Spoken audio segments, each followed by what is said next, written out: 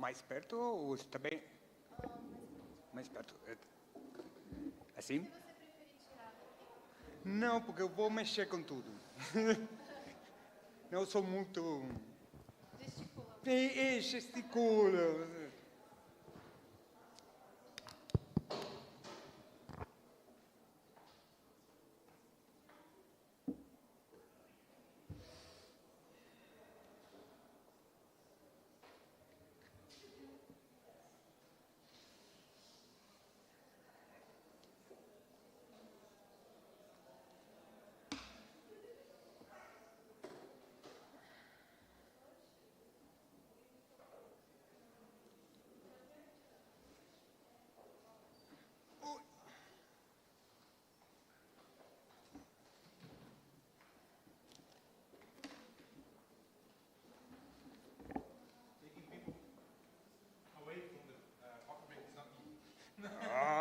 I understand them.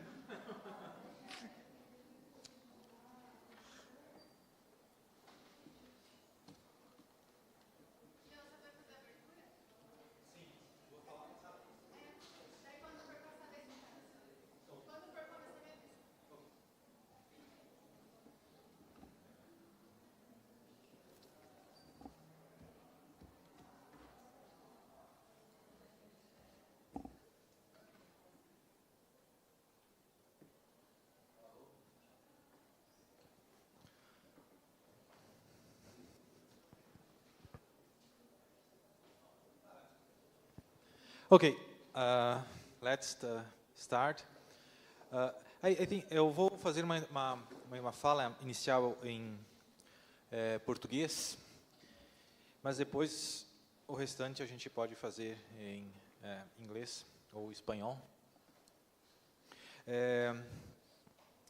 Bom, antes de passar a palavra para a próxima mesa, eu quero, na verdade, fazer primeiro um agradecimento. Um agradecimento ao CNPq e ao programa de pós-graduação em Filosofia que deram suporte para a realização desse evento com recursos financeiros para custear a vinda dos colegas de outras instituições. Também quero agradecer e parabenizar a professora Cristina Foroni Consani e a professora Júlia Siquieri, que trabalharam na organização desse evento. E quero agradecer, de maneira bastante enfática, o auxílio de estudantes e pesquisadores aqui do curso de graduação em Filosofia da UFPR, que sem eles nada disso seria possível. Pós-graduação em Filosofia aqui da UFPR, que sem eles esse evento não seria possível, todo o processo de filmagem, organização, nada disso teria sido possível. Agradeço a Bruna, agradeço ao Adel, agradeço a Fabiane, agradeço ao Dan, agradeço a Gabriel, Gregório, Raquel, Tairine, todos também ajudaram na organização das mesas. Agradeço a Karine, que fez o site do evento. Enfim, todo esse processo de organização e de detalhes que tornou ele possível só foi, enfim, se esse evento teve sucesso é porque ele pôde contar com o auxílio de vocês. Então, meus agradecimentos.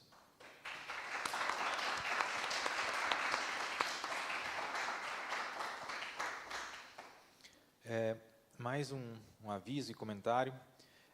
Acabou de chegar, o Jean-Christophe trouxe para a gente, porque os nossos exemplares ainda não chegaram. No último evento do Colóquio Nacional Direito e Política, nós organizamos um volume especial na revista Ética, que foi publicado em 2023, e depois disso nós organizamos um livro que saiu publicado pela editora alemã, a Lit Verlag, cujo título é Concepts and Conceptions of Freedom. Infelizmente, a gente tem um único exemplar, os outros exemplares estão no correio, mas a última vez que eu pedi uma encomenda na Alemanha demorou 2 meses.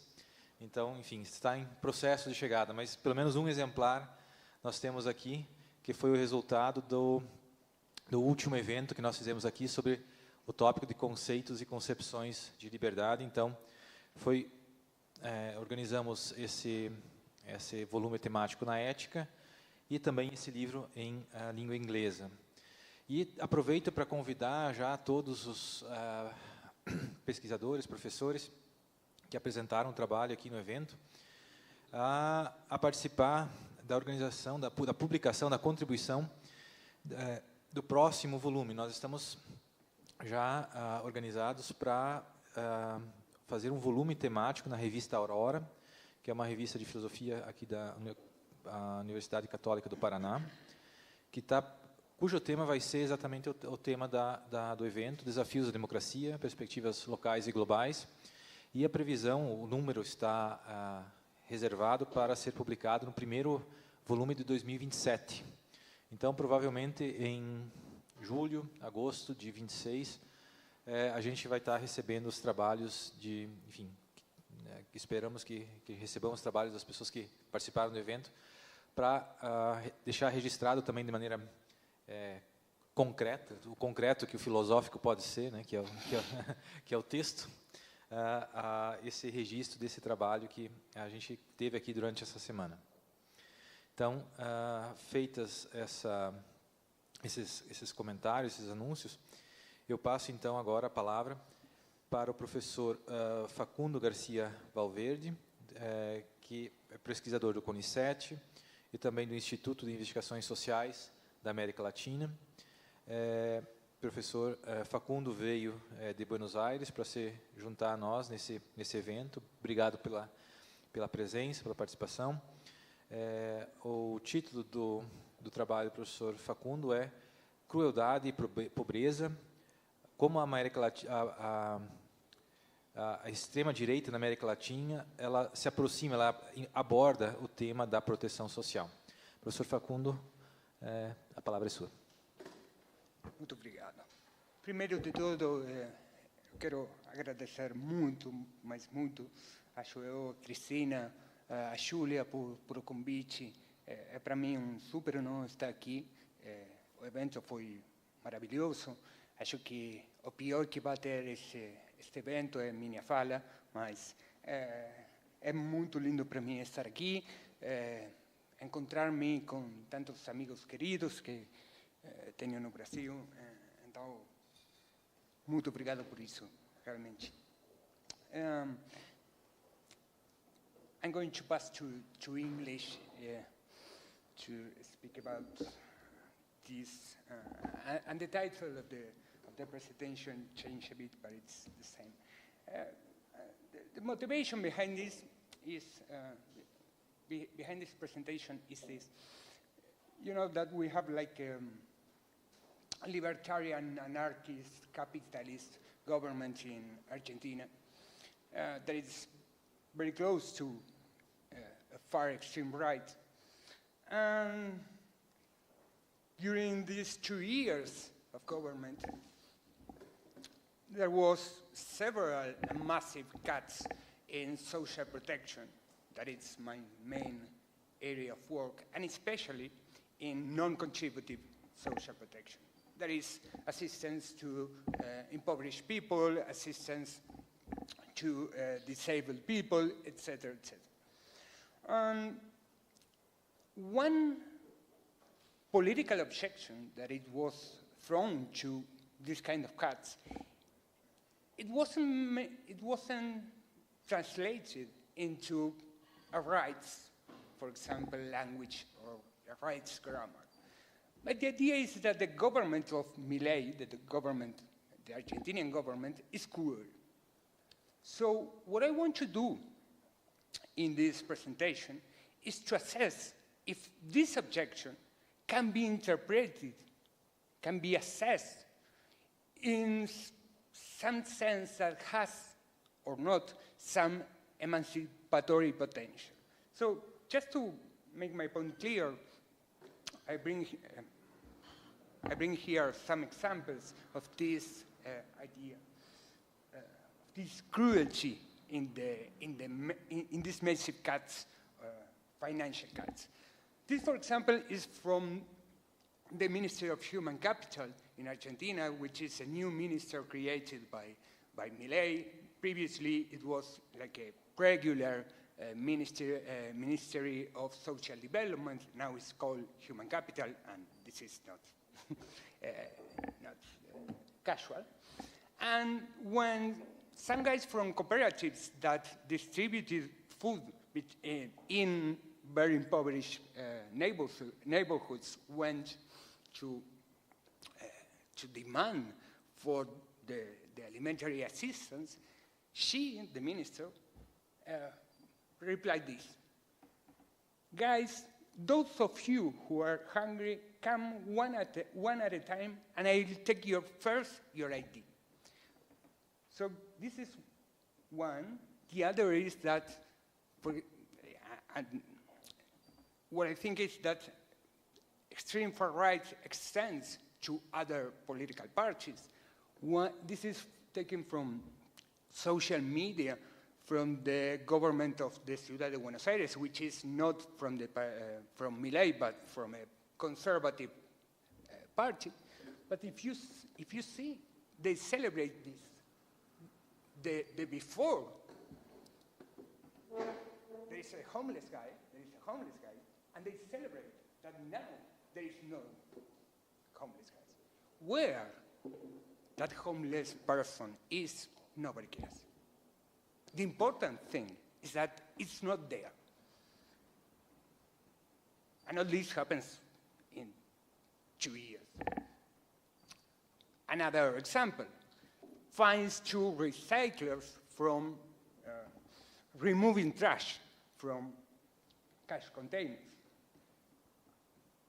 Another, financial cuts in assistance to disability, and this is like a very important issue. I will talk in more detail in the talk during the wage of freezing for child hospitals, financial cuts to humanitarian aid assistance, food assistance, etc. All this, let's assume there are exercises and examples of these exercises of cruelty, which define this approach to non-contributive social protection. So this is my question. This is what I want to ask today. This objection, which is very popular in Argentina, it's like, it's a fact, or it seems like a political fact, that Milei's government is cruel, has or hasn't any emancipatory potential. Just to anticipate my answer, I will say that I will reconstruct two conceptions of cruelty. I will say that one of them has more emancipatory potential, but that it's not fitting for this context. So in that sense, we are going to be left with some kind of paradoxical result. I will say more on this in the end. The idea is that the more emancipatory conception of cruelty does not reconstruct well the social conflict that is placed right now in Argentina. So, two things that I want to say now. First, regarding the definition of cruelty. The basic definition of cruelty is the willful infliction of suffering on others, and I would like to add, like an hypothesis, this extreme right cruelty.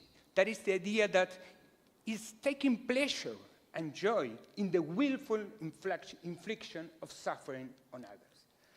Of course, this is an hypothesis. We can discuss about this in the Q&A, but maybe the clearest example is Milei with a chainsaw. Jean-Christophe, we were talking how to say to motosierra, is a chainsaw, and celebrating this. the idea that we implemented the most significant austerity measures in history, yet our social support has remained intact. He's celebrating this.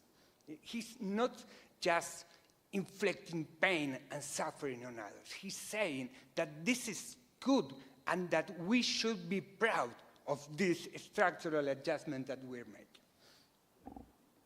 So,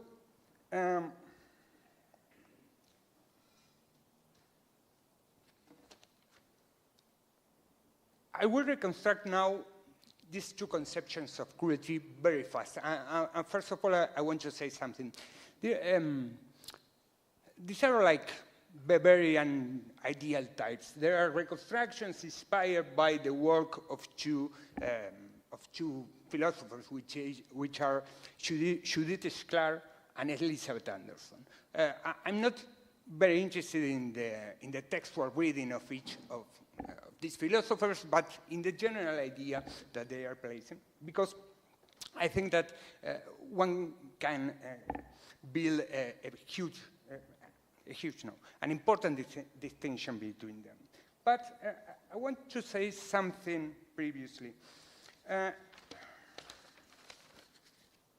It seems that one element of an exercise of cruelty is that it involves some degree of rationalization. Except the case of purely sadistic or psychopaths, nobody is cruel just for the sake of being cruel. For example, in the case that Gustavo was talking, the Europeans were cruel regarding Native America because Native America were allegedly less than human, etc. There is always some rationalization. And by rationalization here, I'm not saying that it's a good reason, that is justified. No, it's like some kind of given reasons for this exercise of cruelty. And I think that every exercise of cruelty involves some degree of rationalization. And as Judith Sklar, that is one of the main philosophers regarding cruelty, said, and quote her, hypocrisy and self-deceit is the justification of cruelty. So,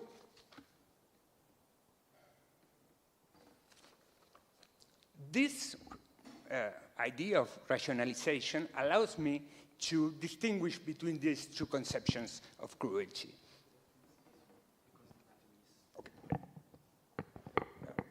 Allow me to distinguish between these two conceptions of cruelty, the basic conception and the relational conception. Regarding the basic conception that is mainly inspired by the work of Judith Sklar, the idea is that you don't have to take into account any rationalization.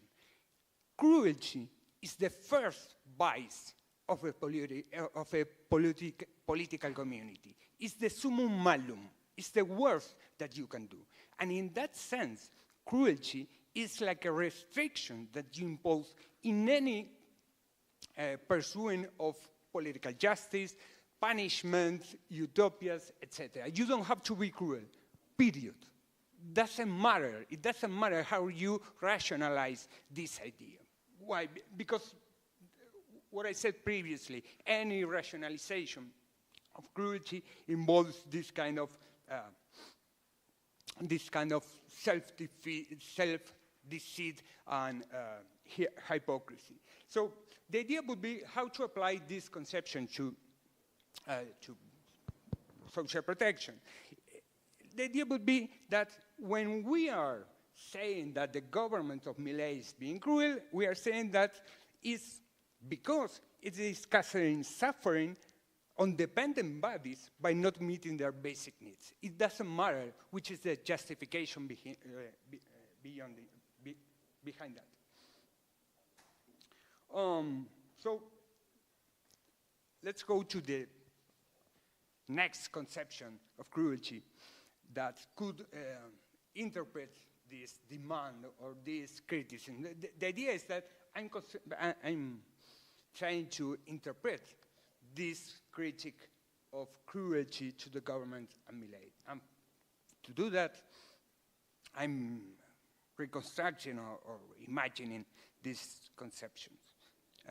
So the second conception of cruelty is one inspired in the work of Elizabeth Anderson. And in her discussion on distributive egalitarianism, she claimed that many egalitarian conceptions that attempted to incorporate the issue of personal responsibility are liable to a variant of cruelty, what is called the harshness objection. The objection claims that those conceptions obsessed on responsibility and fairness would demand, for egalitarian reasons, to abandon some negligent victim, for example, a motorcycle driver without a helmet that suffered an accident, to abandon him even when rescuing him would not have opportunity cost. For Anderson, that is the consequence, I don't want to look at Thomas, of Dworkin's theory, for example. No? And that would be like a huge problem, and this is the harshness objection, that because he's being reckless, he's being imprudent, we don't have the egalitarian obligation to assist him. We could leave, on egalitarian reasons, leave him on dire straits. The important thing to notice in this objection is that, according to Anderson, the normative problem is not just the macabre abandonment of an injured body in the middle of the road. The driver of the harshness objection is that harsh treatments involve inegalitarian relationships. This is so because neglecting assistance to some goods and opportunities that are central to neurologic human functionings involves, on one side, ignoring him as a valid source of demands, and on the other side, allowing that others ignore, despise, and underestimate him, leaving him with no choice but to accept his inferior status. So, just to make it clear, let's assume the reality of that speech of Churchill during the Second World War, that the only thing that he could offer was blood, toil, tears, and sweat. We all remember that. In that sense, and in this conception, it would not be cruel. Why? Because even when it was very reasonable to expect that that some basic needs were not going to be met, even that, there was not an inegalitarian reason justifying that kind of treatment. It was like a suffering shared for common good reasons. Let's assume that this really happened, but the idea would be that. So, just to make my point even clearer, let's try to translate this objection to Argentina and to the case of non-contributive social protection. Let me read a bit on this. The clearest example of this is the tightening of requirements for receiving a disability pension. Now, after Milei, or with Milei, you must be unemployed, have no family member who is obliged to support you, and have a biomedical certificate in order to get this pension for disability.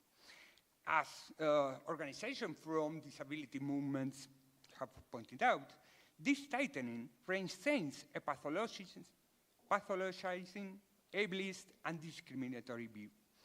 For example, employment status is usually less related to medical condition than to workplace infrastructure or to stereotypes about what a person with disabilities can or cannot do. At the same time, These financial cuts and suspensions of disability pensions were rationalized as a response to accusation of fraud and abuse that is typical of the historical cuts in social protection. For example, Black and Summers have recreated this, how these ideational changes are previous to the big modifications in the welfare states.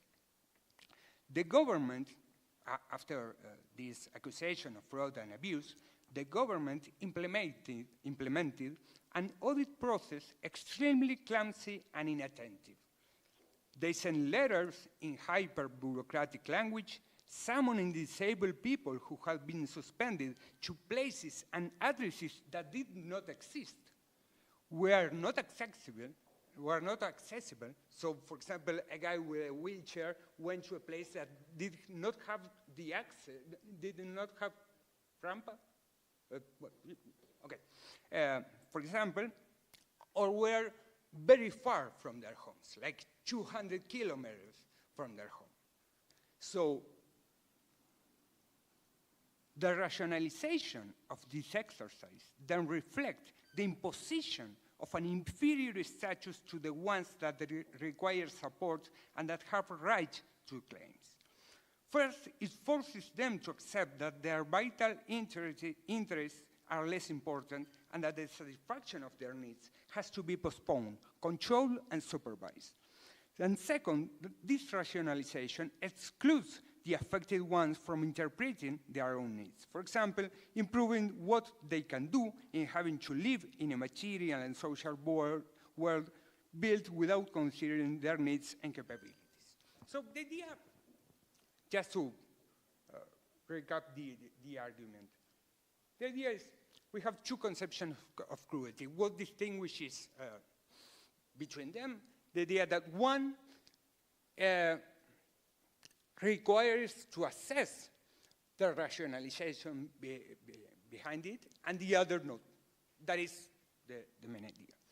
So, to me, it's clear that this relational conception of cruelty has more emancipatory potential. Why?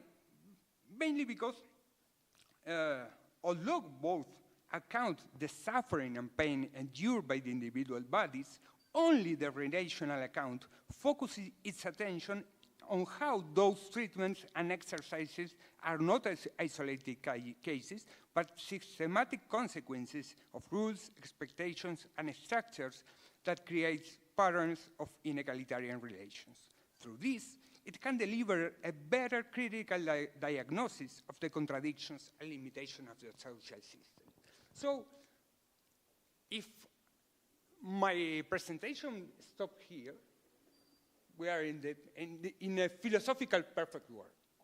Why? Because we have found a conception of cruelty that can interpret this critique to Millet's approach to social protection. It has more emancipatory potential than others, and we are happy with this. And okay, when we are saying that Millet government is cruel, we are saying that it imposes an inferior status on those disabled peoples, on people with needs, or impoverished people, etc., etc. But things in philosophy and in Argentina and in Latin America are not so simple, or that is what I want to say, but that is because I am a philosopher and I am not used to easy things. The idea is this.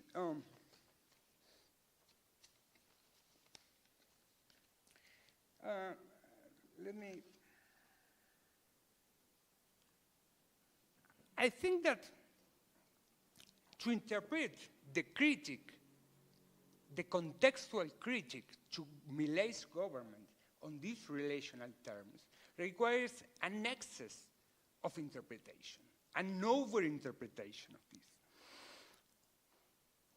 It seems clear that, at least in the context of the Argentinian political discussion, the cruelty objection took enough discursive force discursive force only when the bodies of small children with health problems appear in public manifestations, and when policy forces repress violently a small manifestation of retired people, and when the public officials rationalize these actions as political triumphs over political opposition. And second, and most important, especially regarding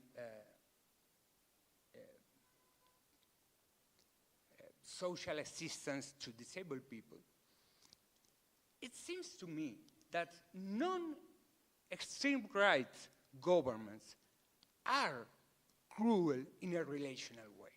There are so many examples in which the typical welfare state was so cruel with these individuals. And if we take into account, for example, it is very good that Alessandro Pinzani is not here because we have like a long discussion on this, but it is good that he's not here.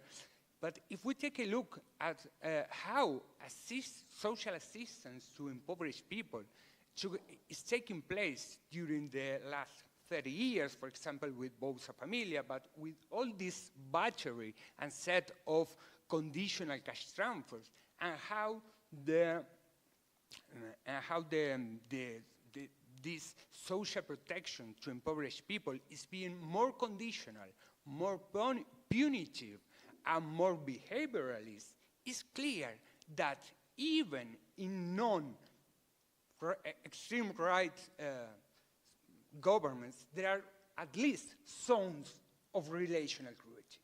So it seems that it is very over-demanding in some sense. It requires a huge lot of over-interpretation to explain, to speak here of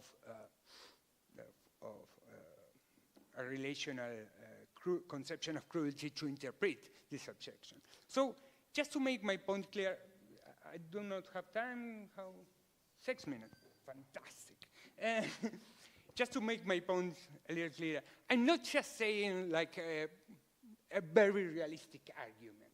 You know, that because people do not think in this way about cruelty, then this relational conception of cruelty is not, cannot be applied. I'm not saying just that. Maybe I'm saying just that, but I don't know.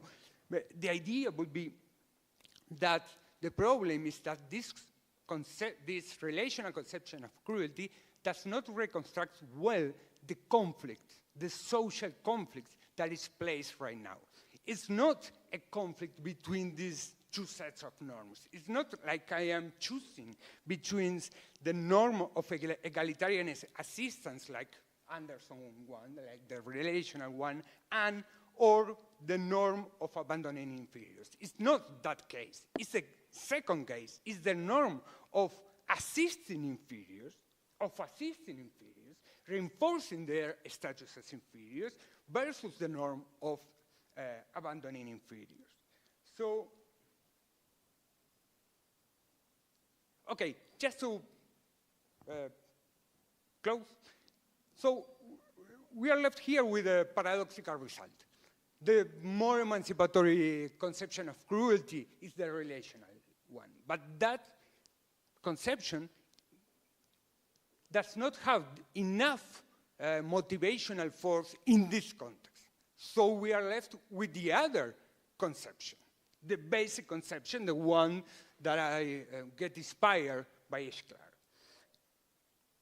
One could say, okay, but that conception does not have any potential, any emancipatory potential. And I would accept that, but I would like to resist that, and I'm not sure about this. The idea would be this. I think that because the point is this conception of cruelty, is this conception of basic cruelty a critic analog to a critic to beating slaves on Sundays. It's similar to that. It's like, it's similar. It's like a very basic objection to this kind of practices, or that has any potential, even if it is very remote from what we think that is a real emancipation, whatever that is. For example, one could say, okay, what is behind this is this idea of neoliberal eugenics, social engineering, etc., etc., etc. And I want to resist a bit that conclusion, but saying that this, first, I think that in the context where there is some kind of celebration and taking joy in this exercise of cruelty, the basic conception of cruelty can induce shame in the victimizers. And in this sense, the practice could be hindered. And Aristotle says, and as Aristotle says, shame is not a virtue, but it's a semi-virtue. It's something that you need to be a virtuous person. If you do not see, if you are not ashamed but something bad that you are doing, then you are it's impossible for you to be virtuous. And I think that can get some kind of shame, this objection, you are being completely inhuman. And in the end, and I will close here, Joel, and in the end, one of the very interesting things that Judith Clark said about cruelty was this. Talking about cruelty is just an incentive to think, and not only to think, but to hear, to really hear the voices of the victims. So even this basic conception of cruelty requires us to look at the bodies of these victims, to the bodies of these victims of basic cruelty, and recognize their humanity. And this is obviously very far from our utopia or from an egalitarian point of view. But I think that in this context, that is important. And that can create some kind of changes by looking to these bodies and hearing the voices of these victims. Thanks a lot.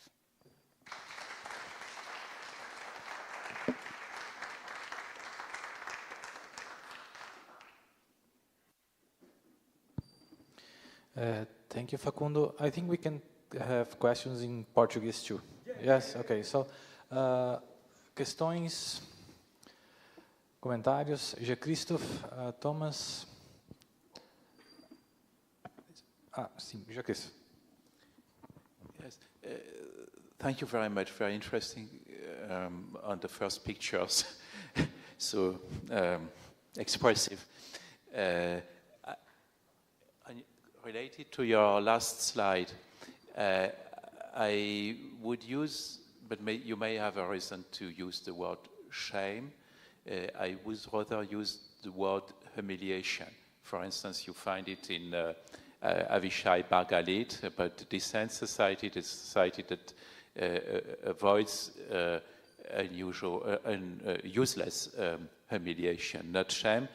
It seems to me very different. So you can say that traditionally there were parts of the body that one was ashamed of. So you should not display your sexual organs because they were used for sin against God, God's law. But it was not humiliation. God didn't want to humiliate. So it's a small distinction. Second distinction, and I agree about the essentials of what you said. It is about the definition of cruelty. I guess that all the aspects are contained in a rather utilitarian definition of cruelty, that is useless, unjustified because useless pain inflicted.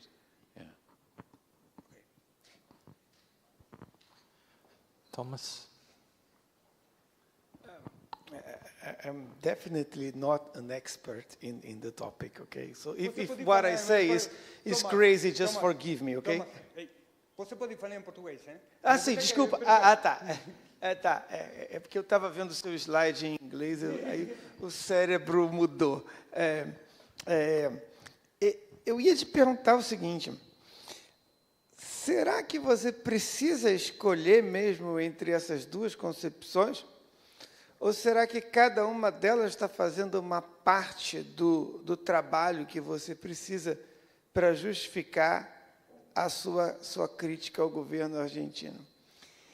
E outra coisa, a segunda pergunta: será que você precisa bater no Dworkin para isso? Por quê? Porque o Dworkin tem uma vantagem sobre todas as outras concepções. Ele tem vários defeitos, tem vários problemas. Alguns deles a própria Elizabeth Anderson apontou. Mas tem uma vantagem.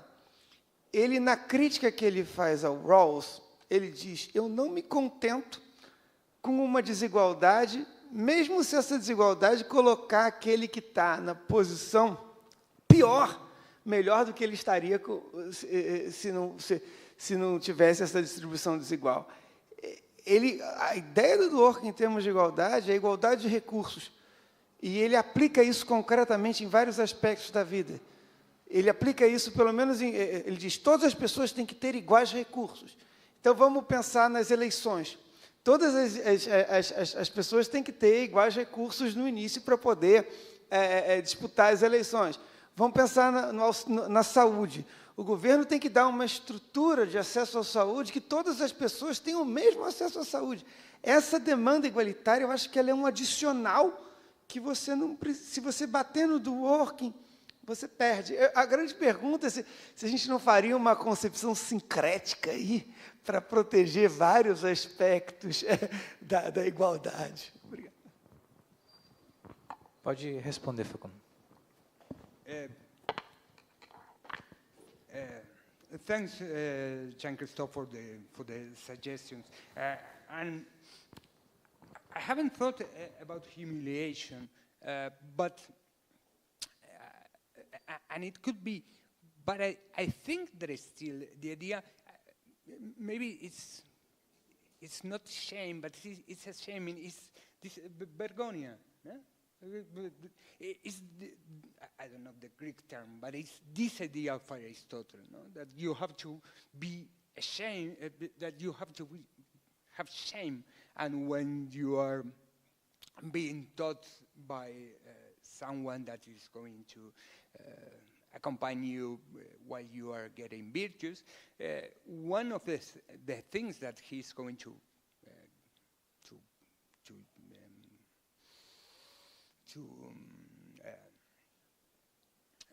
try to get you is the shame by doing something bad.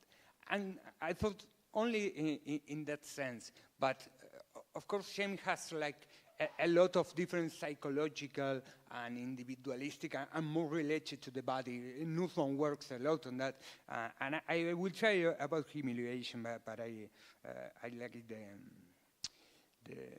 the idea and the suggestion. And regardless the utilitarian definition of cruelty, I haven't thought on that, but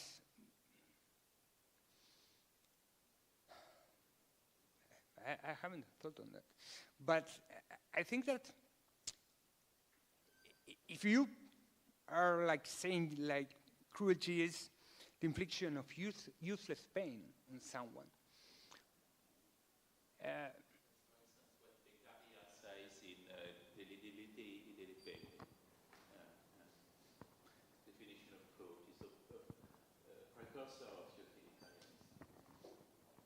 Yeah, because at the end they are talking about the cruel punishment, no?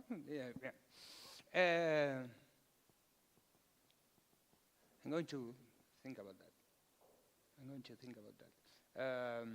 What I like about this conception of this definition that gives Schlar is that it puts the relation between the cruel one, the one who is exercising cruelty, and the victim of the cruelty. And in the definition that you're giving me, that is the first time that I take into account, the cruel person doesn't appear. And in this relation, I think that this idea of taking joy and pleasure, that to me is very consistent with this far-right political parties that we know, is I would like to preserve that kind of relation.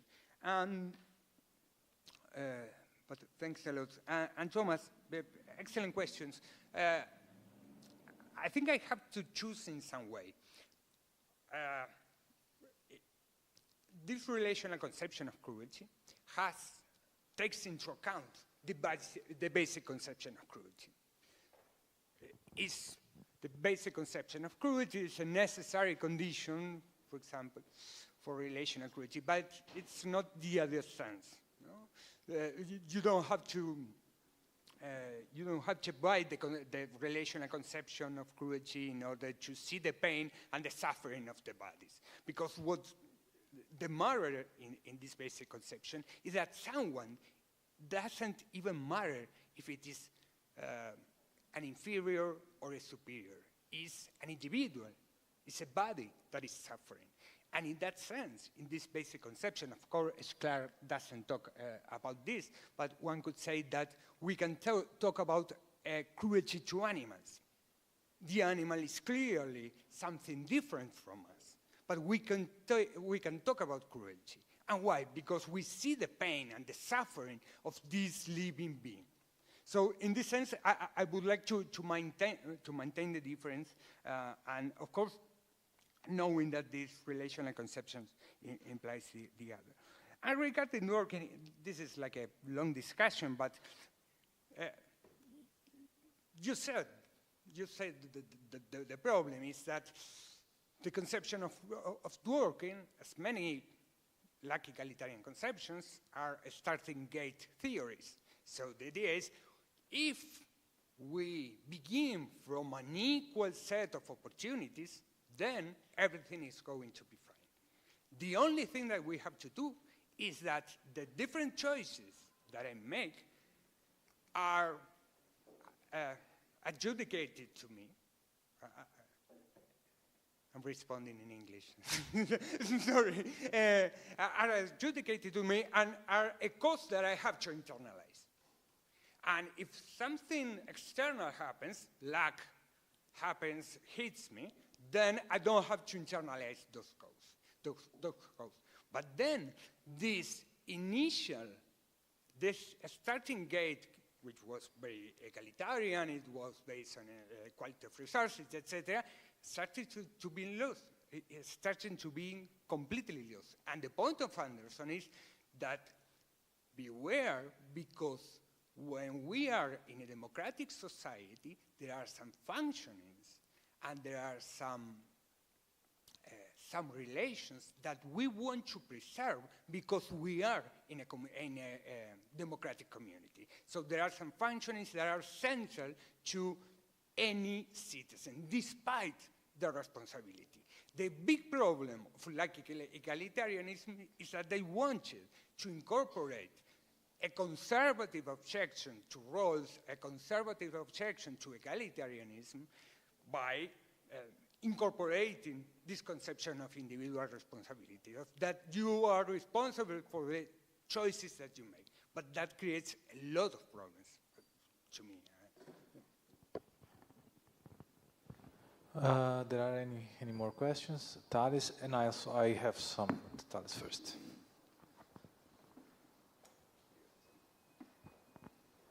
Obrigado, professor, pela apresentação.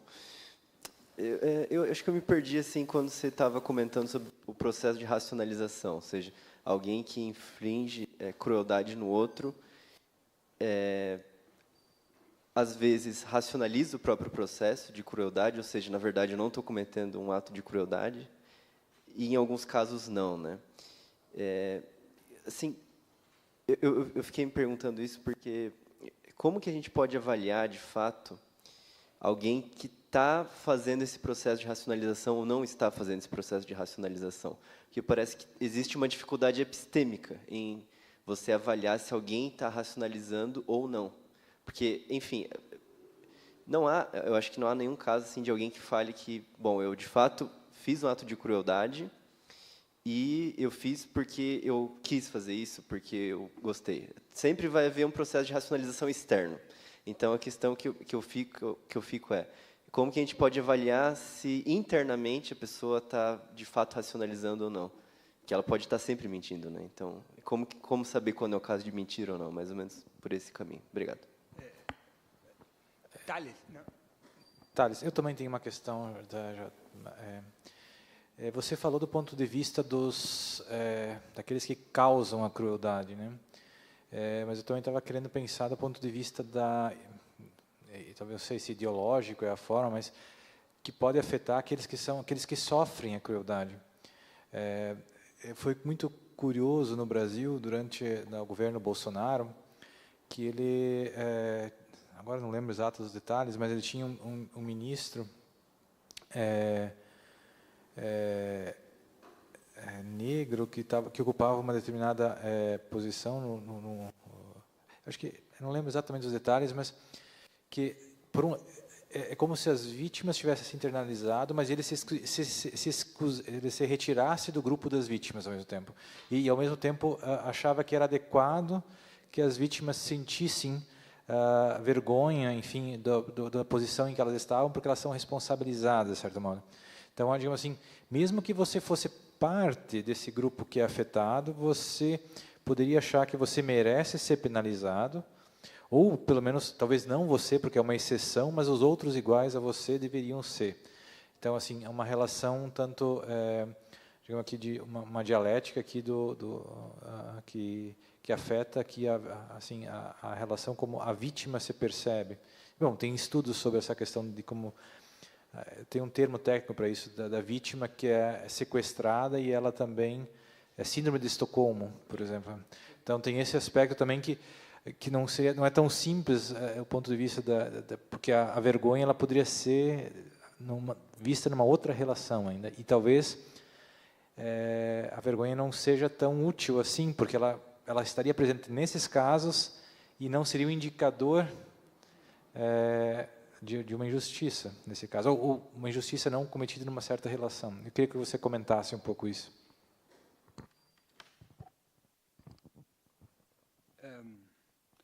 Muito obrigado pelas perguntas, pelas questões, são super interessantes. Talvez, só para fazer mais claro meu argumento. A ideia é que, como você diz, todo exercício de crueldade, exceto dos psicopatas e sadistas, involucra alguma racionalização que eles fazem, que não é uma boa ou uma... involucra alguma. Eu usei esse critério de racionalização para distinguir entre estas duas concepções de crueldade. Uma, que é a ideia de Schiller, que diz, não importa qual é a racionalização. A pior coisa que você pode fazer é ser cruel. Como vai dizer Rorty depois. Esse é o problema, não importa qual é a racionalização. E ele está pensando em quê? Ele está pensando na violência política, tipicamente. A ideia de força revolucionária, a ideia de luta por os oprimidos, etc. Ele vai dizer, não importa qual é a sua utopia, seu sonho, você não pode nunca ser cruel. Isso não está justificado, não há nenhuma racionalização para fazer isso. E a outra concepção diz, nós temos que evaluar esse tipo de racionalizações. Então, só usei para isso, não é que era... que eu tinha que descobrir qual era a racionalização. Não. Mas obrigado pela questão que me permite aclarar algum ponto que quedou escuro. Isso é super interessante essa pergunta. Não sei muito muito bem o que pensar. Minha primeira reação seria isto.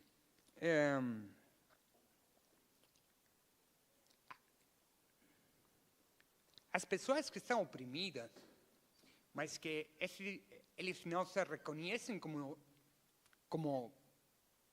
um grupo, como parte de um grupo oprimido, mas se reconhecem como um indivíduo diferente desse grupo, além das características comuns que têm com eles. O que estão fazendo? Eles estão... Não, para mim, não é somente ideologia que oscurece seu raciocínio. Para mim é que eles estão usando um argumento de um superior para diferenciar-se de seu próprio grupo. Eles, em algum sentido, llevan a cabo una acción racional, en el sentido estratégico, para decir, yo no soy como ellos. Que es la idea, por ejemplo, perdón, ahora pasé para español, ¿sí? Que es la idea de, por ejemplo, hay una discusión respecto de por qué se tiene que condicionalizar estas transferencias condicionalizadas. Y muchos decimos que hay un problema en que se condicionalicen porque implica, digamos, que las madres, que son las beneficiarias, sean sospechadas y sean consideradas como posibles malas madres. Pero el punto es que esas propias mujeres aceptan ese argumento para diferenciarse de otras y decir, no es por mí que está esa condicionalización, es por esas otras. Y eso les permite levantar su estatus social dentro de un grupo social, digamos, que está muy deprimido, digamos, en términos de reconocimiento. Entonces, pero yo creo que ahí hay claramente, digamos, un pensamiento estratégico, digamos, que no es solamente la ideología que habla a través de ellos y que ellos son hablados por eso. Me parece que hay una elección en algún sentido, una elección bajo malas condiciones, de llevar a cabo esas acciones estratégicas. Y tengo esta sensación de que utilizar el discurso de se merecen ser objetos de la crueldad, aquellos, digamos, que comparten mi grupo social, también forma parte de diferenciarme y mostrarme mejor o superior a ellos. Es lo primero que contestaría. Obrigado, Facundo. Mais alguma questão? A gente ainda tem... Não temos mais. Chegamos ao próximo. Obrigado, Facundo.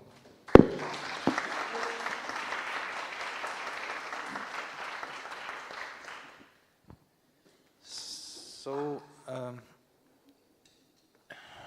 now I have just a moment.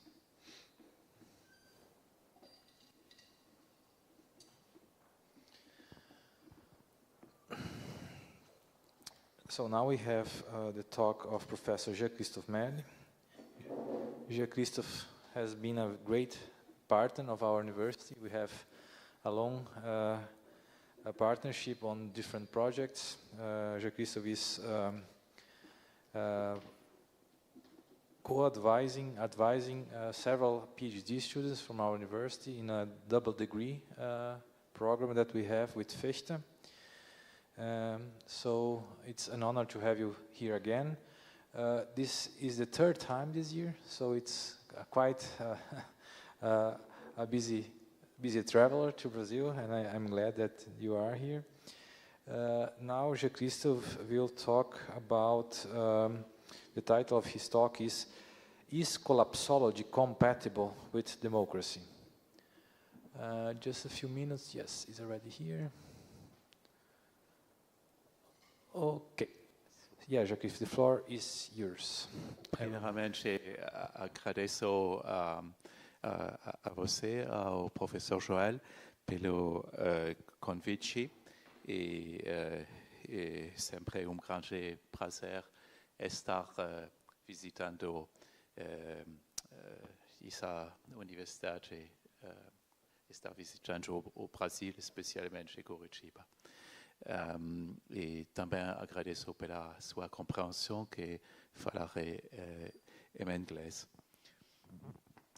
So, is collapsology compatible with democracy? That's my question. And yes, and I first would like to point out that collapsology is a double claims. So, is a double claim.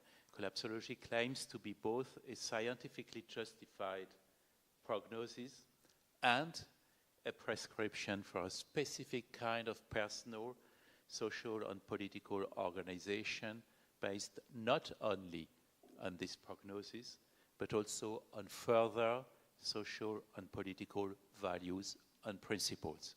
So it doesn't result solely from the prognosis, but there are two parts. And because of time limitation, and because it's already late, and because of the diversity of collapsologist variations, I limit myself to refer to two writings that refer to another and that develop this double dimension of collapsology. It's Pablo Cervini and Raphael Stephens, How Everything Can Collapse, a manual for our times, a manual. And with a postface by Yves Cochet. Yves Cochet was a French minister from the Green Party for environmental issues, and it was under a socialist government. And he wrote a book, so in 2023, the first one is 2014 or 2015. So 2023, the second one, Precisions About the End of the World, an essay on collapsology. So it will be concrete. And these two catastrophist authors and the transitioners, the so-called transitioners, I will explain what the distinction is, share the prescription of a specific kind of social and political organization, as well as its underlying values and principles of political ethics. However, transitioners are people who argue for a transition to this specific kind of organization mentioned above, and who affirm that this transition is possible without catastrophe. It's not at all the position defended by the two authors that I mentioned, because for them catastrophe is unavoidable. It is not avoidable. Saying that, they adopt another position than another author that they like very much, that they very much prefer, which is Stanford professor Jean-Pierre Dupuis, who wrote a book, it was 2022, How to Think About Catastrophe Toward a Theory of Enlightened Doomsaying. And Dupuis argues that the prophecy of the catastrophe that is really plausible, that will necessarily happen if we keep on doing what we are doing, this prophecy should be a kind of alarm clock waking us, so that finally the catastrophe will be avoided, because we will adopt the right reaction to this strong alarm. The transitioners have another position, so they consider that the transition is possible without catastrophe. They have also another difference with these two catastrophists or collapsologists.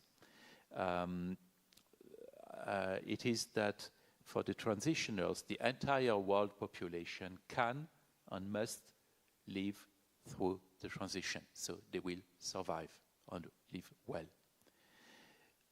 Whereas catastrophists and collapsologists, so I mixed both in order to see that to show that catastrophe and collapse are the same here. They consider that only a small part of the world population can and will pass this transition. I quote Cerveni and Stevens: "The transitioners, we are all in the same boat," that's the motto of them, "call for a large-scale transition because for them life no longer makes sense if the rest of the world collapses. You travel further when you travel together," could be their motto. And these two differences are closely linked to another, since the drastic reduction of the global population is part of the unavoidable catastrophe. Now there are two different issues related to democracy. First, the catastrophe. I want to emphasize that the catastrophe is not an apocalypse. So I'm not talking the last one in order to say the earth will stop to exist, but it's for them the beginning of a radically new era. Second, the catastrophe is not a single event, but a process which has already started. Thus, two periods should be distinguished from another. The first period is the catastrophic process period, and the second, the post-catastrophic period.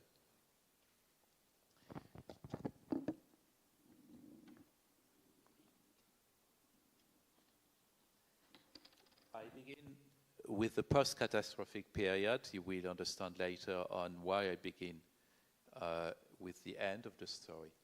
Cerveni and Stevens see collapse as a tremendous opportunity for society. It will lead to a new era of mutual aid. That is a specific kind of social and political organization. And it is characterized in that way. This specific kind is an organization that is designed to preserve the democratic ideal, finding that they have the power to act on the local and often municipal scale and to develop both participative and collaborative practices of governance. They are preparing for a catastrophe, thus weaving a web of connections around you, and they refer to such movements as the transition movement, so that's the commonality between both that I already mentioned, like Alternativa, special economic zones, eco-villages, etc. Many spontaneous initiatives, so grassroots initiatives. This organization is instituting a equalitarianism rationing.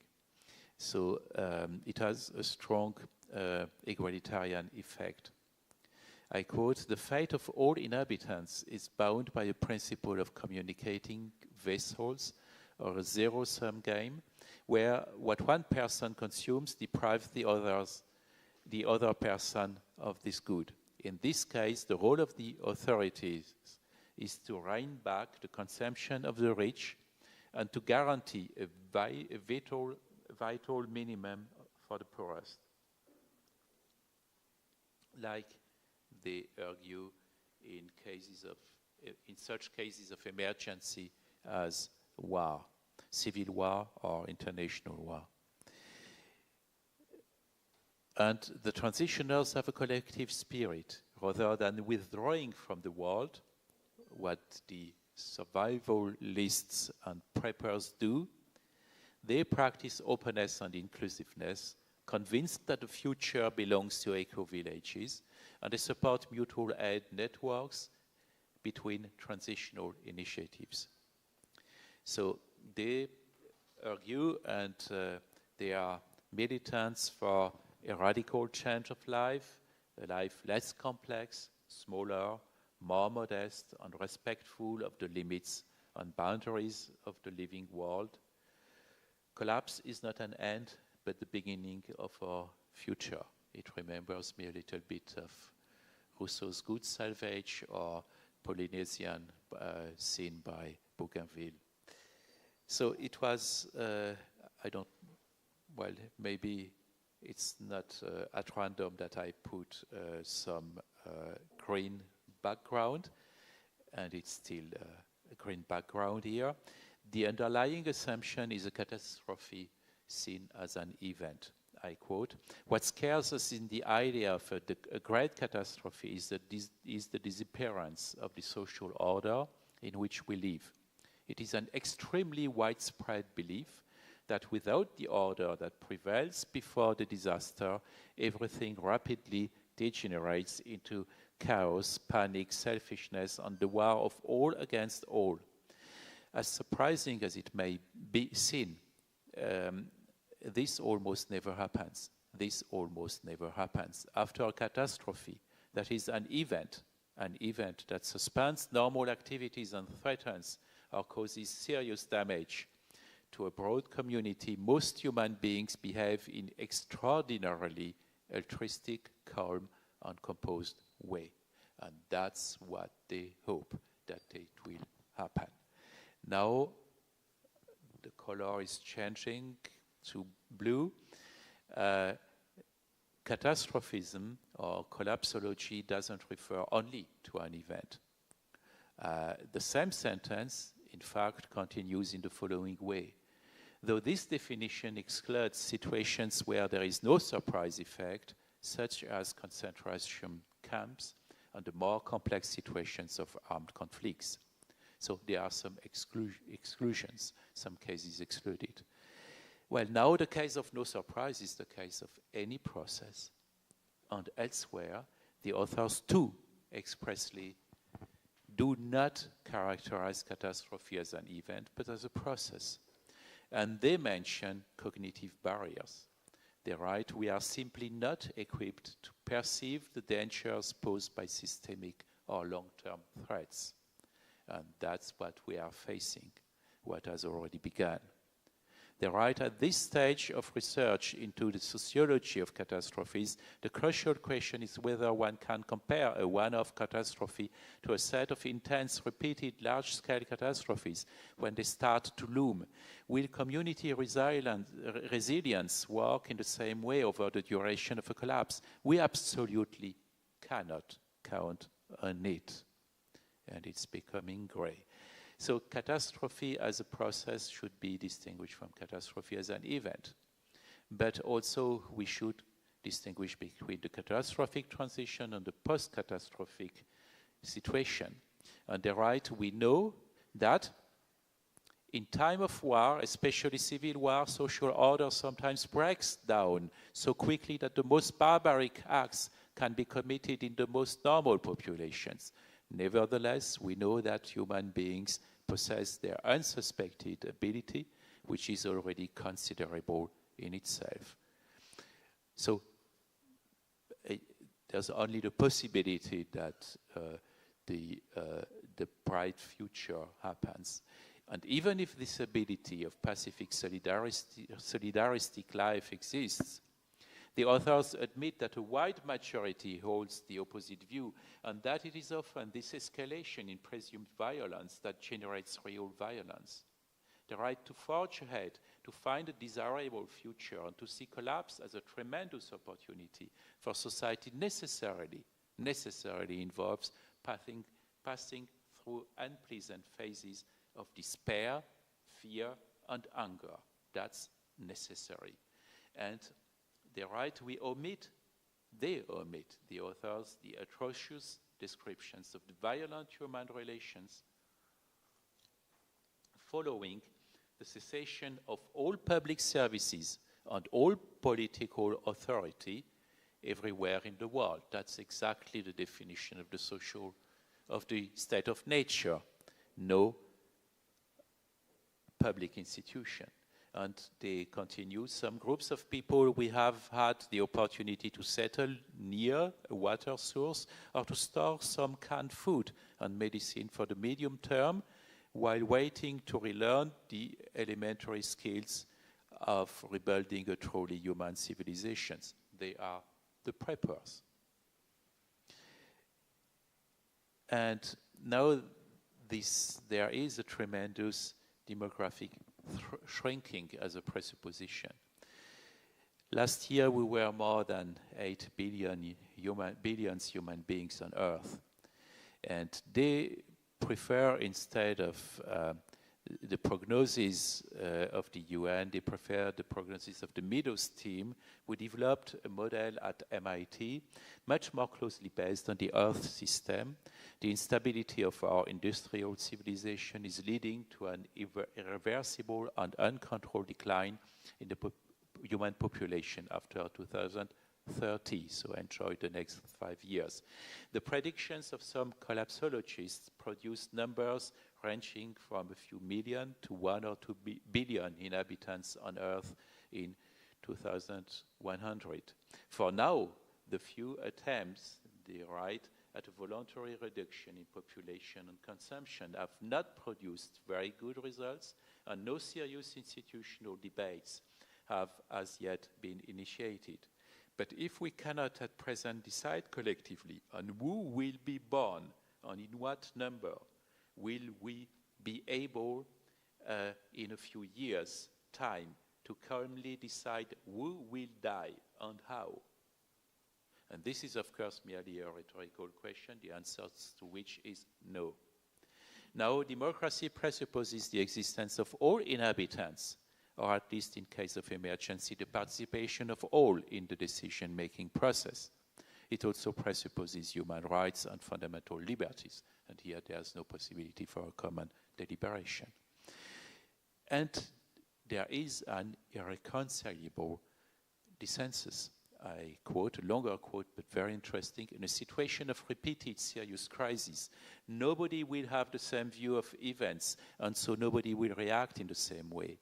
First, initial representations of the event, even if it has an objective impact, generally differ from one individual to another, so that those involved may not be talking about the same thing. Worse, if there are several events, as is often the case in chain reactions, a collapse of the stock market which degenerates into a food or energy crisis, etc., those involved may not be dealing with the same problems. Therefore, it is certain that in case of catastrophes, the goals of each person will be very different. While some will be obsessed with returning to the previous order, others will focus on the sustainability of institutions, and still others will take advantage of the situation to change the social order.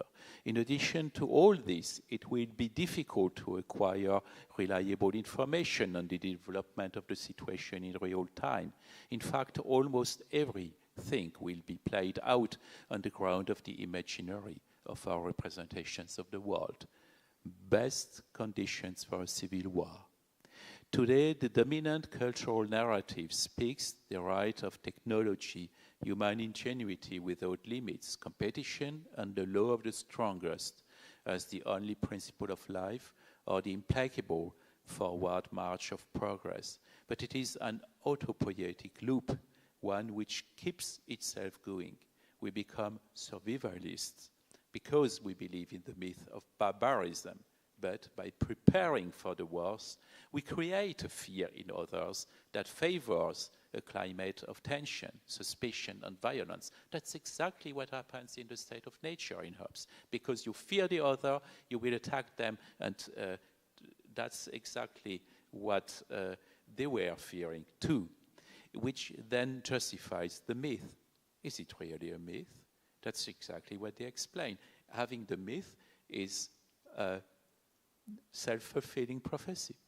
What the transition needs is to play on the stories and myths to reverse these spirals of violence, nihilism, and pessimism. I wish they could reverse it. They would find a good narrative.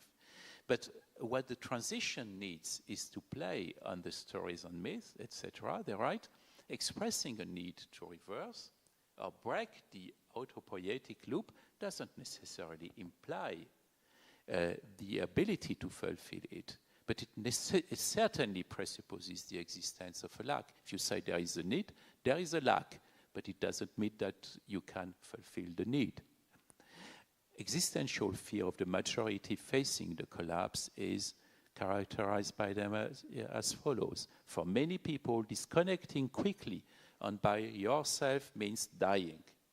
Indeed, few of the inhabitants of rich countries know how to eat, how to build a house, get dressed, or more without the help of the industrial system. The others cannot. And the right of people that feels humiliated will easily express anger in some outward form, resorting to extreme violence directed wrongly against scapegoats or those actually responsible for the injustice. That's a theory from René Girard's scapegoats, and Dupuy, to whom they refer, was a student of René Girard. So it's about sacrifice. Many will be sacrificed. And constructive and, if possible, not violent action, the right can clearly come about only once we have gone through several psychological stages, individually and collectively. And what the current autopoietic loop now leads to is rather the opposite of a solidaristic situation. That is a psychological stage, really the opposite of the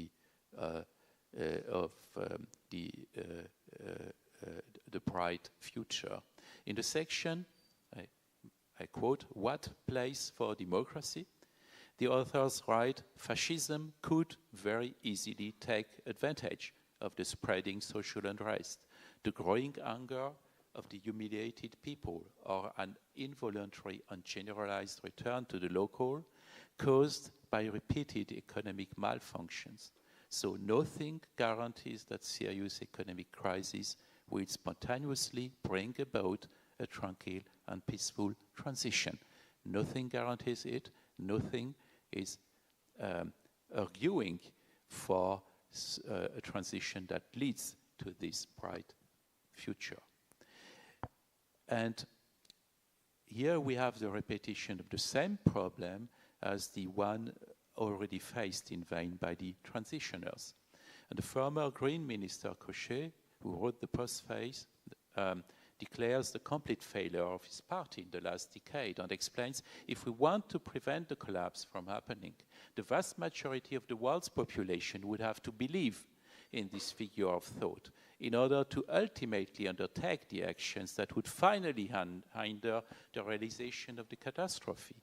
We can admit that such an extraordinary belief could be quickly shared by 8 billion humans? No one, in my opinion, will believe this sophisticated fable. That's not me, that's a quotation. And in short, it is impossible, says this former minister, to democratically choose massive and rapid degrowth because it would cause a general collapse. The collapse will therefore occur through contemporary business as usual, without preparation, through avalanches of ruptures. It will be all the more brutal, unbridled, and dreadful. And even if each of these leaders were also converted to collapsology, he would wonder if this new belief was also shared by the other leaders.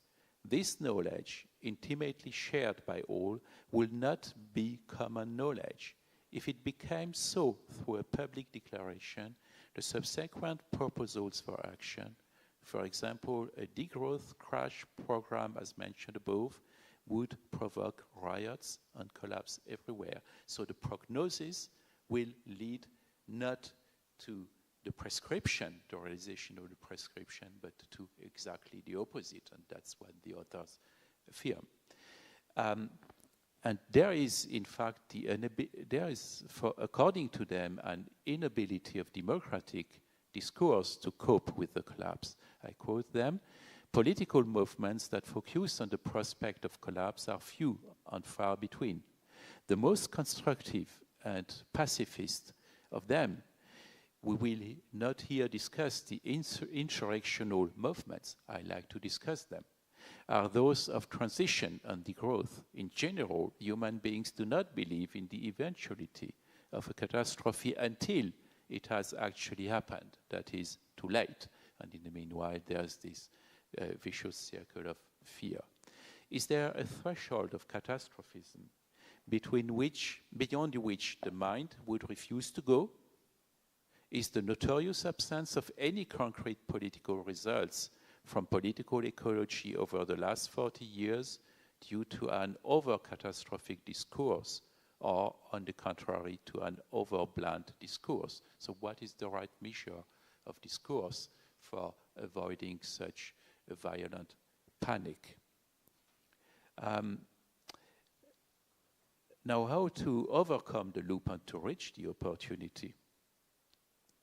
To forge ahead, the right to find a desirable future and to see collapse as a tremendous opportunity for society necessarily involves passing through unpleasant phases of despair, fear, and anger. But whereas the transition to the phases of despair, fear, and anger is made plausible by the authors, I find it plausible. I'm not saying, my point is not to say they are wrong. That's another discussion, and it's a very complex discussion. But there is a lack of explanation for the second transition. That is for the transition from these phases to the desirable future. This is, in my view, a well-known problem of all utopias. What utopias, the fictional ones or the programmatic ones from the 19th century, what they describe is possible. I mean, if I use a word from Leibniz, there are compossibles. All what they describe is possible together. The only problem is the way to go from existing societies to them.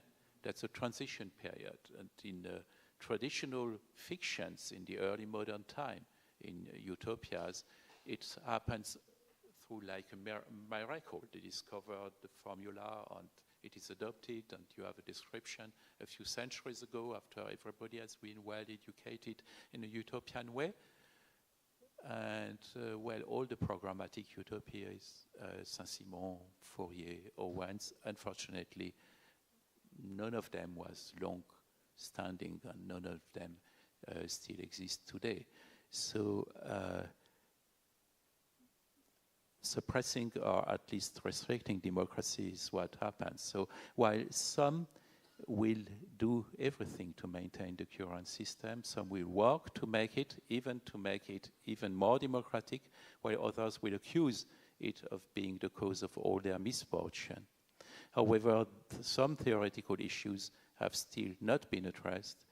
Is a mosaic of small local communities still a democratic project? Is the catastrophe attitude compatible with democratic processes?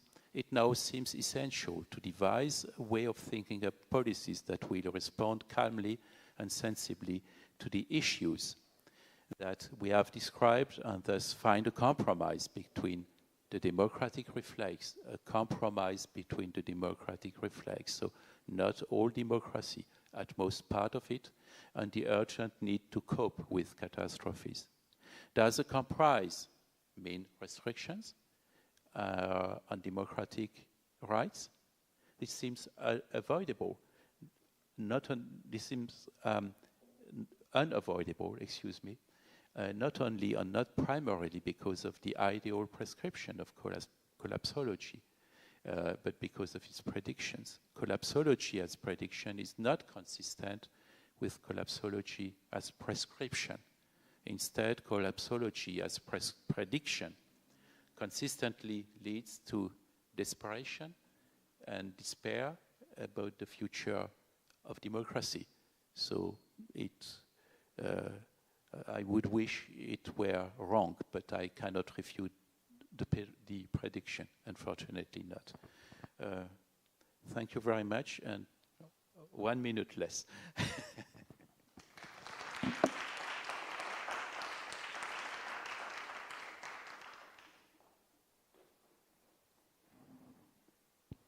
Thank you, Jean-Christophe. Now we have time, a bleak time for questions after this very difficult presentation. Who wants to pose a question or make a remark? So I will start. Yeah, I think you have a very strong point, because if half of what the science are saying that probably will happen in the next decades will happen, it means that we must be prepared for a much stronger difficulties that we are discussing now.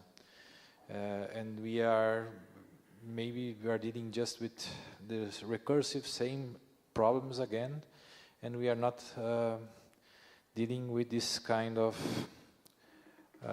process, that a series of events which build this notion of catastrophe. I was 2 points about this. One is this aspect that is continuous, but is continuous decreasing. I think it's very interesting what happens, sadly, but what happens in Gaza. When Israel invaded that, everyone, at least I will say us in Latin America, were very, we fear that a massacre will happen, with exactly what happens. But in the first weeks, everyone was very scandalized what was going happen there, what was happening there. But after some weeks, after some months, we just stopping discussing or seeing it. So this is very problematic, because then it's different than a single event that happens, for example, in Rio Grande do Sul, a single flood, and then people went there trying to help. But if something continues increasing, it kind of undermines our ability to cope with this solidarity that is always requiring us to do more or keep in a position. So I would like to maybe to comment a little bit more on that. And second, I will say this collapsology theory is also about, there's a little bit strange, because they have a kind of hope. It's a different one, but it's very complex, because in a sense it's, something very bad will happen in the next few years and decades, but after that we will manage to survive and have another kind of societies. But it's really a strange kind of hope, I will say. It's not...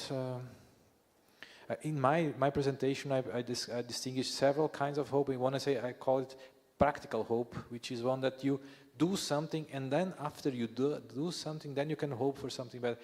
But it's not. It seems not to be the case here, because it's not something a hope that you earn by doing something, but it's just about a kind of reading the facts, reading what probably will happen. So I would like to comment maybe also on this point about this, what kind of position we should take, or this position takes about the future.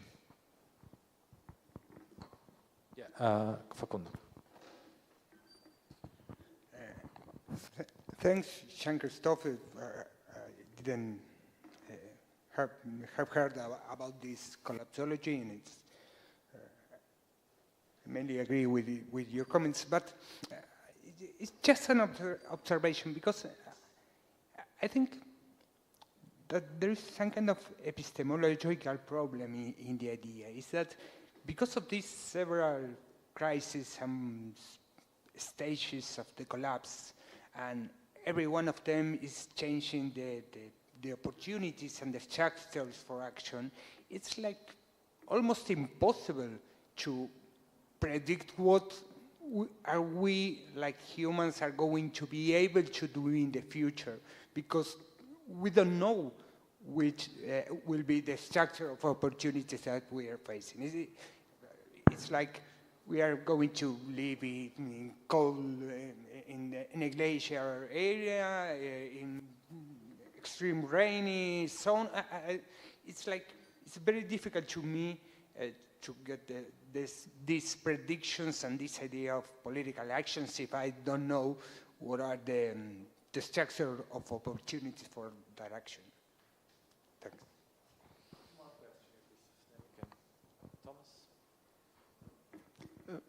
Mine is a question about the kind of work that this theory can do, because if I were to make a prediction, I just think that humans are fated to repeat the same mistakes over and over and over again. So many wars, so many... you build a nuclear bomb, you experience Nazism, and you go back in the Middle Ages, and it's the same mistake over and over again. So if we think of it as a predictive theory, I think it seems to me strange, that kind of hope that Joel just spoke about. Where do they get that hope from? But I think that this theory can do a work now, before it happens. So we are moving towards the abyss, and the world will suffer for all the effects of climate change, and we are watching a genocide going on TV, and then another on the other side of the world, wars happening. Not to talk about the ones in Africa. In Somalia, I think that the situation now is much worse than in Israel. It has been going on for 5 years. The Tigray people, when I was in New York, 2021, I was sharing a home with a person from there, a prosecutor from Somalia. His family was blown up. His ethnicity was during the 4 months that we were there. So the genocide is going on for much longer, and it's all over the world. People talk less. So there's not much hope for humanity. But that theory can do a work right now, because not to think about what's going to happen after, but what we are heading towards. So that we can do something about it. We are not doing it. We are not succeeding. It's a complete failure. But I think that I would be more interested in seeing what those predictions can do to put ethical pressures on us, to find principles that we are failing to comply with, than to imagine what would happen afterwards. Because after that, after the World War II, it didn't change. They built the United Nations, and we're doing it all over again.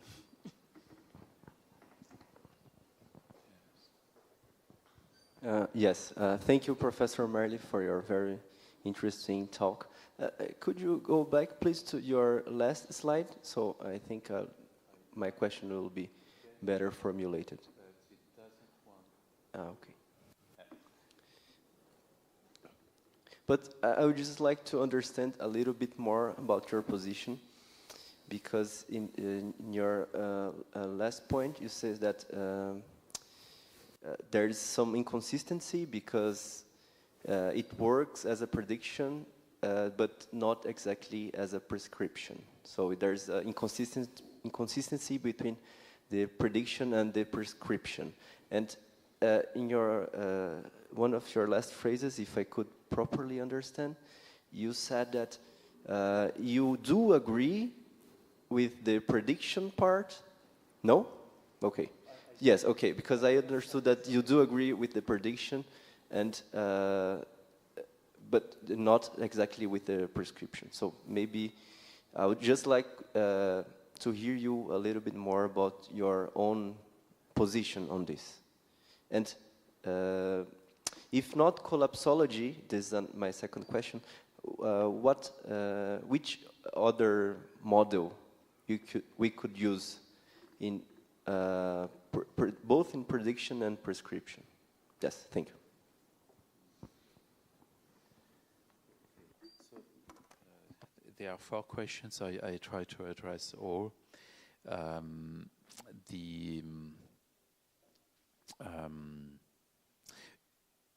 First, your question, Joel, or your remark about our ability to adapt to violence, to adverse circumstances, to adapt and to get used of that. That's, for instance, the basis of fear therapy. So people who have phobias That's how you handle it. That they approach that gradually, and gradually it fades out. It's surprising for them. It doesn't increase. It's fading. So that's real psychology. In fact, you seem to mention that in a pessimistic way. I mean, it's sad what happens in Gaza, what happens in Somalia. We could add Yemen and some other places in the world. But the good news is, from a Darwinist point of view, from an evolutionist point of view, that we are able to adapt even to the worst things and to adapt to the most extreme circumstances. So this strong resilience is a good news for the human species. Now, democracy is not about the survival of the human species, but it's about each individual person, so about all of them. Of course, I understand that. Collapsology defends the opinion that 50 years ago it would have been still time to stop the evolution, to avoid the catastrophe. So what the transitionals are offering now, that was the right recipe, the right way to handle the problem 50 years ago, but they say that's too late. Why? Their thesis about multiple crises and the high complexity doesn't allow you to say exactly how it will happen, but multiple crises lead to an extremely high probability that there is a catastrophe and that there will be a snowball effect from one crisis interacting with the other one. That's not only their thought, but that's, for instance, that's very widespread. When you hear in the last 2 years, Adam Toozy, the professor of the history of economics, Columbia University, that's exactly his point, polycrisis, he says. Or if you listen the NYU economists, so New York University economist Nouriel Roubini, that's exactly the same concept, polycrisis, multiple crises, high complexity. That's what is the basis of what they say. So I want to show that it's not specific for them. So many people believe that. So it doesn't mean that it's uncontroversial. And the second element is, when there is this polycrisis, the second element is a psychological element, the description of what will happen. And I use that. So when there is a big complex problem and there is no orientation, there is panic, and in the panic then there are phenomena like scapegoats, etc. That's well known. Everybody rushed to the exit way, and many will die. If one would keep calm and quiet, everybody could survive. We all know that. But if the huge majority of the people is not convinced of that and does not act accordingly, then the catastrophe will really, the second catastrophe, the transitional that I mentioned, will really happen. What would be the solution? That each person would behave the way these authors like. Just imagine every person would be convinced that that's the right way and would be using that now, living an extremely modest life, giving up many things. If everybody did that, the 8 billion persons, then there might be a chance. The problem is, according to them, you will not get even a small portion of that unanimity. So that's there would be a way, theoretically, it's a little bit like in Kant, that's not impossible. Morality is not impossible. And the eternal, perpetual peace is not impossible. So that may be, it is the only way I see to rescue them from the inconsistency. Because yes, that's my reproach. I consider it highly unlikely, to say the least, that it happens, and they consider that too as something that will not happen, this psychological stance that is wishable.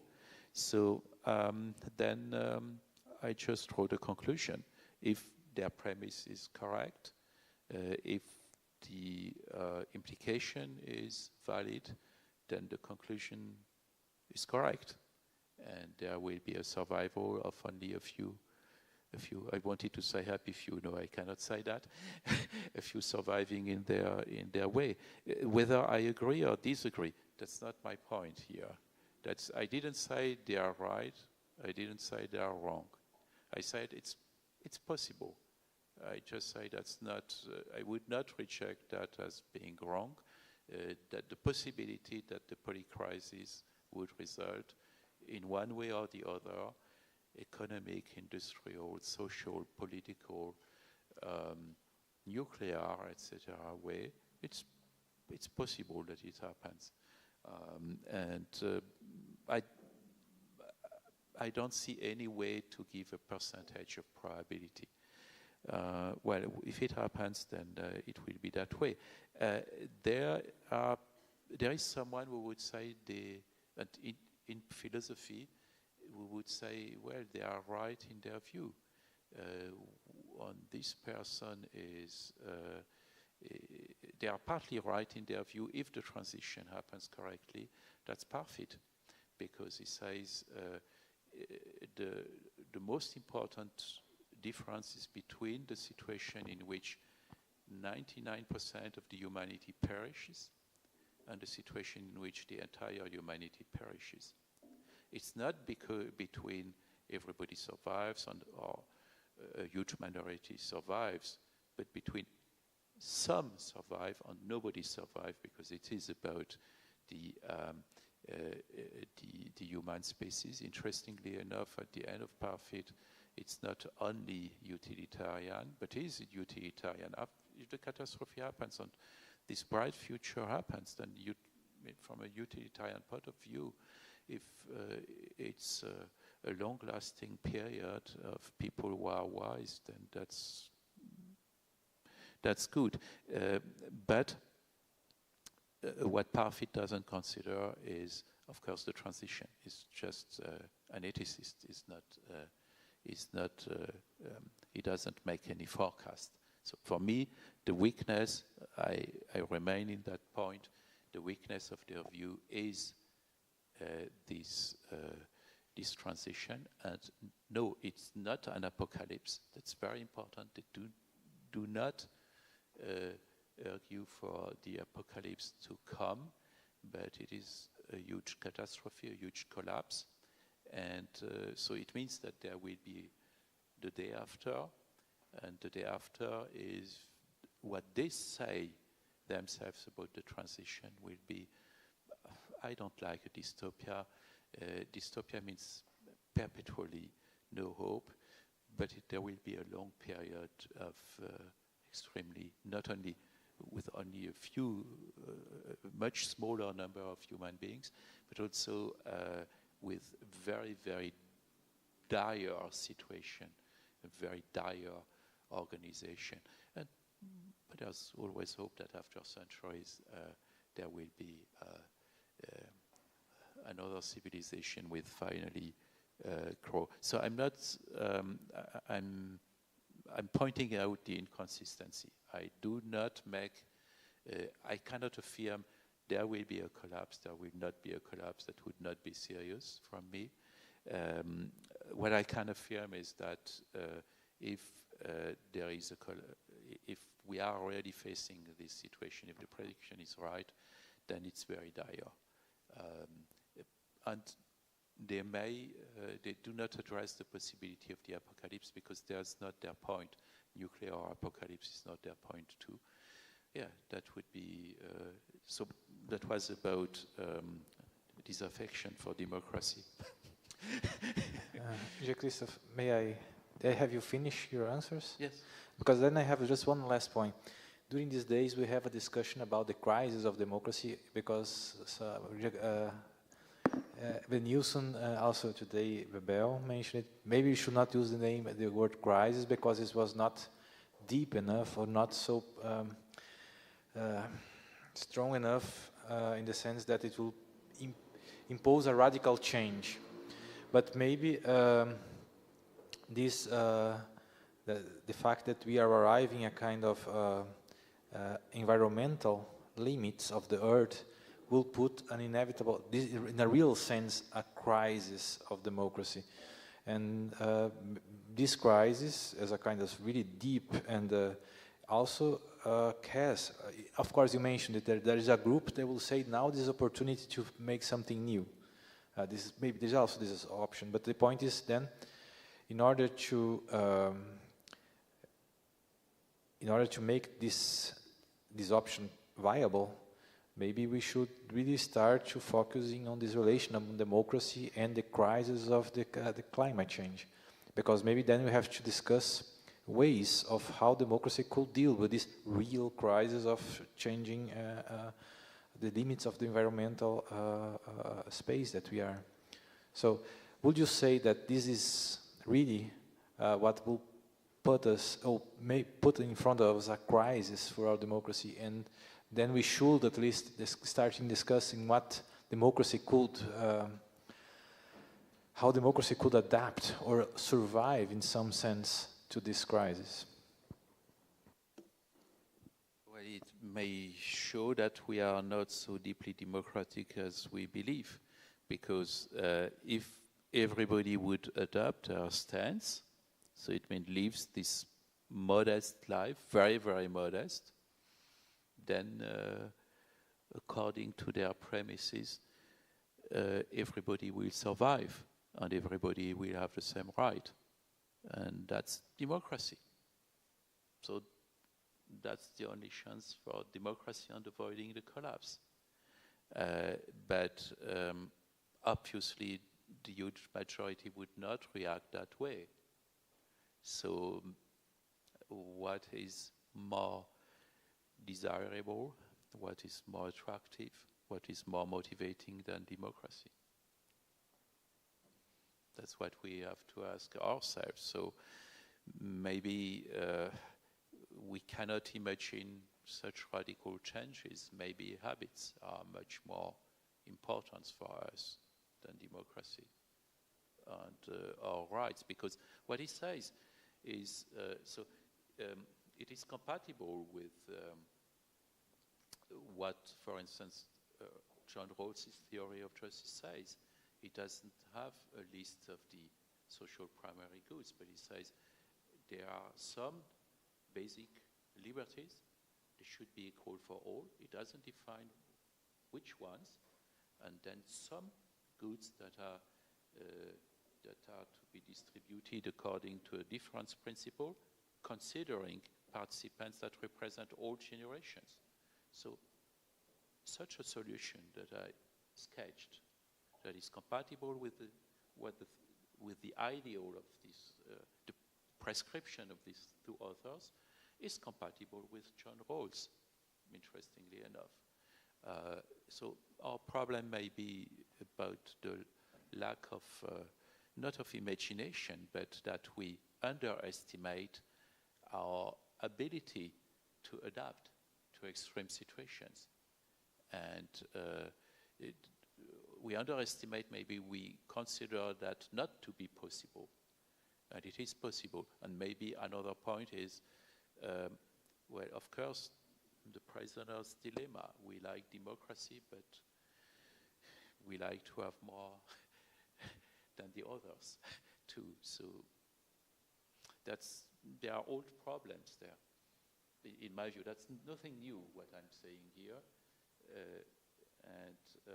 But if at the same time, they do not make a plea for an authoritarian position, and I wouldn't make that. I mean, you don't have a Leviathan to enforce that kind of Leviathan, and I think it's not available, and it would realize this worst case that is authoritarianism resulting from the collapse. So I have nothing better to offer than that. It's not impossible theoretically, but in practice, if their premises, polycrisis and the psychological premise about the evolution in the meanwhile, and the psychological one is even more plausible than the polycrisis, I will have been happy not to have been born later. Okay, Jean-Christophe. If I know this point, I will not leave your you talk for the last one. This is not. Yeah. I think okay. I understand your points. I think it's maybe. Yeah, but this is one aspect I would say. Just to maybe this is an aspect that we should start talking more, and because it's at a point that is unavoidable in a sense. We cannot delay this discussion anymore. So this is one important point, I think. But I think also the possibility of, by doing things can change. Of course, the premises are there, but the complexity is also opens new possibilities, as Facundo says, and we hope that by doing something, other possibilities will open. Yeah. And never forget, it's very easy to predict everything but the future, so we don't know. Thank you, Jean-Christophe.